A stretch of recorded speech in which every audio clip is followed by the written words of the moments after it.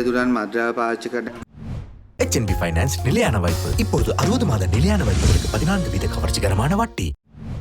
Bus சாரதிகள் போதைப்பொருள் பயன்படுத்துவதை தவிர்ப்பதற்கான பொறுப்பு முதலாவது பஸ் உரிமையாளர்களே சாரும். பஸ்ஸின் சாரதி நடத்துனர் போதைப்பொருள் பாவனையில் ஈடுபட்டுள்ளார்களா என்ற விடயத்தினை பஸ்ஸின் உரிமையாளர் நன்றாக அறிந்திருப்பார். அதனால் இதற்கு அனுமதி வழங்க வேண்டாம் என பஸ் உரிமையாளர்களுக்கு அறிவுறுத்தல் வழங்குகின்றோம். அதனால் உங்களுக்கு வீதிக்கான அனுமதி பத்திரம் ரத்தாக முடியும். பஸ்ஸின் சாரதி நடத்துனர் போதைப்பொருள் பாவனையில் ஈடுபடுவதை பஸ் உரிமையாளர்கள் அறியாமல் இருக்க முடியாது என்பதில் நாம் தெளிவாக உள்ளோம். உங்கள் வீதி அனுமதி பத்திரங்களை ரத்து செய்வதற்கு முயற்சிக்காமல் உங்கள் கிராமங்களில் போதைப் பொருளை பயன்படுத்துகிற சாரதிகள் உள்ளனர். அவர்களை சாரதிகளாக பயன்படுத்தினால் உங்கள் வியாபார நடவடிக்கைகள் உள்ளன, அது பாதிக்கப்படும். தற்போது போலீசார் ஊடாக பஸ்ஸின் சாரதி நடத்துனர் உரிமையாளர்கள் போதைப்பொருள் பாவனைக்கு அடிமையாகி உள்ளனரா என சோதனை செய்து வருகின்றனர்.